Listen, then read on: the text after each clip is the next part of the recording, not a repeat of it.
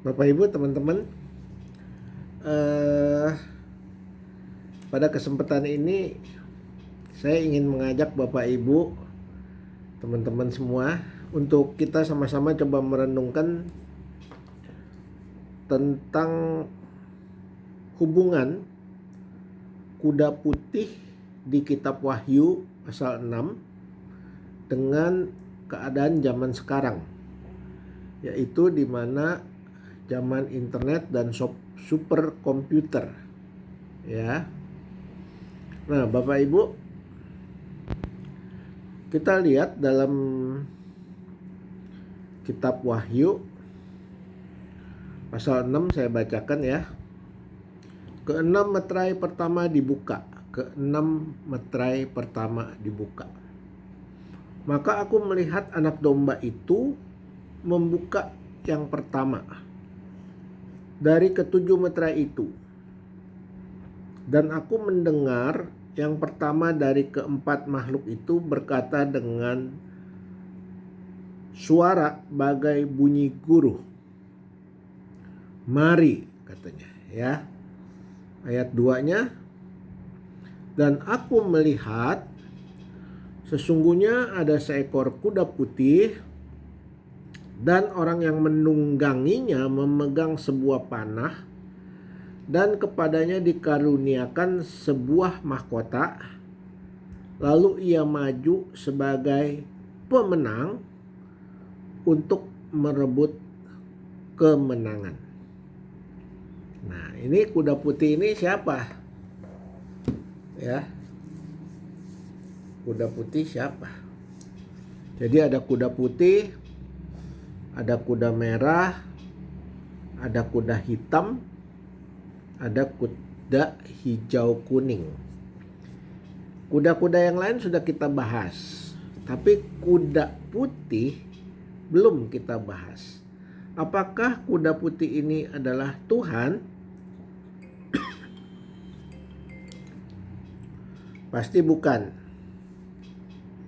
Ya, karena yang ayat 1 ditulis, maka aku melihat anak domba itu membuka yang pertama dari ketujuh meterai itu. Nah, anak domba itulah Tuhan Yesus. Tuhan Yesus yang buka meterainya. Ya. Dan aku melihat sesungguhnya ada seekor kuda putih.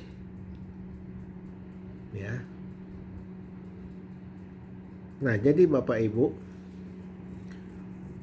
kuda putih melambangkan kebaikan. Kebaikan. Jadi dengan keluarnya kuda putih berarti akan ada kebaikan di dunia. Kebaikan yang bagaimana? Ya. Nah, dunia kan makin lama makin cepat perputarannya dengan superkomputer, dengan internet yang serba cepat. Masing-masing negara berlomba-lomba untuk segera membuat komputer-komputer canggih, internet yang cepat, sehingga berita-berita yang ada di seluruh dunia bisa langsung diterima oleh seluruh dunia. Nah, Bapak Ibu, keadaan ini benar nikmat. Ya kan? Keadaan ini nikmat. Cepat, semuanya tahu cepat. Tapi ada tapinya. Kenikmatan yang bagaimana? Ya, nanti waktu itu setelah misalnya ada perang dunia ketiga, maka pasti ekonomi dunia hancur. Sekarang saja perang Rusia Ukraina ini udah nggak jelas ya. Ekonomi dunia udah mulai hancur. Perekonomian Amerika, uangnya sudah mulai goyah. Eropa, NATO, uangnya juga mulai turun terus, naik turun, nggak pasti. Ya, semua mata uang naik turun, sehingga sepertinya tidak ada kepastian untuk hari depan. Bisa kacau, ya. Sementara ada spekulan besar yang tubruk jual, beli jual, beli untung jual gitu ya. Nah, akhirnya ekonomi dunia akan kacau. Nah, setelah itu Kalau udah kacau, nanti juga pemerintahan, kan di Alkitab tulis akan terjadi peperangan dan isu-isu perang. Nah, dari Rusia udah perang dengan Ukraina, nanti ngerembet ke NATO. Tapi di Asia Timur, Jepang sudah memperingatkan juga akan ada peperangan karena Jepang membela Taiwan yang mau diambil alih oleh RRT. Sama halnya dengan Rusia yang tidak mengizinkan Ukraina masuk ke NATO. Ini masalah blok barat, blok timur, ya. Nah, bukankah kalau perang lagi di Asia Timur kacau, ya? Termasuk ke Indonesia, pasti ke ASEAN. Negara-negara ASEAN juga pasti kacau uangnya. Nah, kalau udah kacau ekonominya, kacau uangnya, kacau politiknya, kacau negaranya, semua bikin orang stres pengen mati. Ya, nggak tahan akan keadaan ini. Nah, datanglah si kuda putih, penunggang kuda putih, untuk menyelesaikan masalah-masalah yang ada di dunia. Bagaimana caranya menyelesaikan? Dengan internet, dengan kecanggihan ilmu pengetahuan, dengan superkomputer, yaitu dengan cara menyatukan seluruh dunia menjadi satu dunia. Namanya One World, satu dunia. Lantas yang bikin masalah lagi adalah apa? Agama nih biang kerok. Agama Kristen, Katolik, Buddha, Islam, wah saling serang, saling menghakimi, ya, saling membunuh, ya. Waduh, anak-anak sekarang di Eropa udah nggak mau beragama. Kenapa? Karena dilihat orang beragama nggak benar semua, saling menghakimi, saling membunuh. Makanya dia nggak mau masuk agama. Dia nggak mau juga kawin. Nanti kalau kawin bikin susah.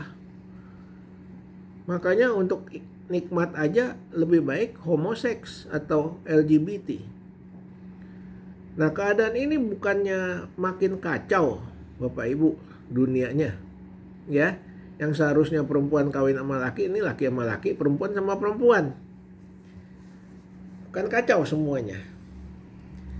Ini kekacauan disebabkan oleh dosa manusia.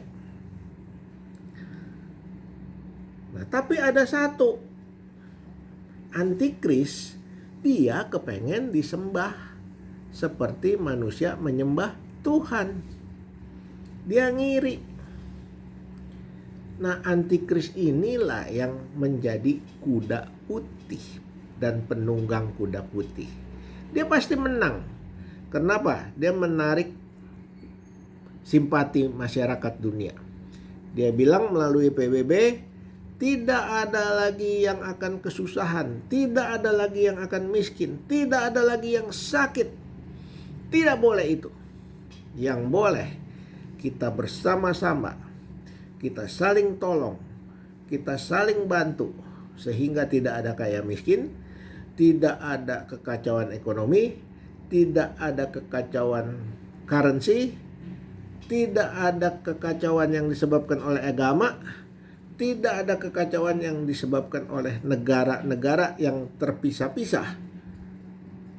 Kami akan menyatukan semua menjadi satu dunia, yaitu one world, one currency, one economy, one religions. Satu agama. Nah, kalau begitu udah aman dunianya, nggak perang, saling mengasihi, nggak ada yang kalah, kaya miskin. Kalau sakit bisa diobatin langsung. Bagaimana caranya ngobatin seluruh dunia? Pakai chip di tangan atau di dahi. Itu dikontrol sama superkomputer. Oh, saya sakit ini. Kayak kita nanya ke Halodoc ya. Ini sakit ini, oh iya makan obat ini begini, kamu begini, nah, sembuh ya. Jadi kalau waktu itu kita ketinggalan, tidak naik ke surga sebelum masa tribulation 7 tahun kesusahan ini, kita ketinggalan, kita akan masuk ke dalam kesulitan ini. Nah, dalam 3 tahun di muka itu aman. Dia lagi menata dunia. Sehingga seluruh dunia akan menyembah dia, dia senang. Tapi karena sifatnya dosa dan iri hati, waktu semua sudah menyembah, dia baru kasih lihat siapa dia. Dia adalah antikristus atau antikris atau Lucifer. Jadi Bapak Ibu hati-hati. Ini zaman kita nggak tahu kapan perangnya dunia ketiga.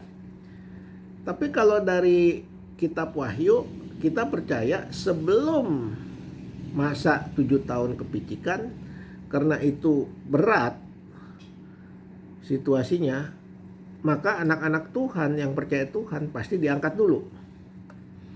Nah, yang ketinggalan anak-anak Tuhan yang gak beres, yang menurut Tuhan masih belum beres, maka diizinkan supaya dibentuk dalam masa kepicikan ini 7 tahun. Nah, kalau udah dibentuk gak tahan ya masuk neraka, ya. Kalau gak tahan kan akhirnya pakai chip di dahi atau di sini. Kalau tahan pasti mati, dibunuh sama antikris.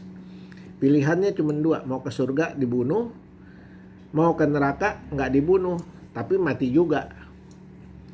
Nah Bapak Ibu, demi supaya kita jangan ketinggalan, mari introspeksi diri kita.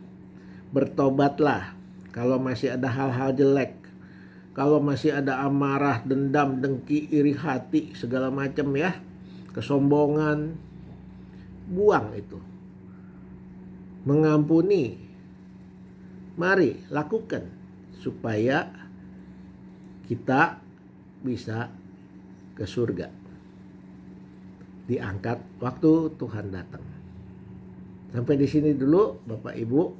Semoga renungan ini bermanfaat dan menjadi berkat untuk teman-teman semua.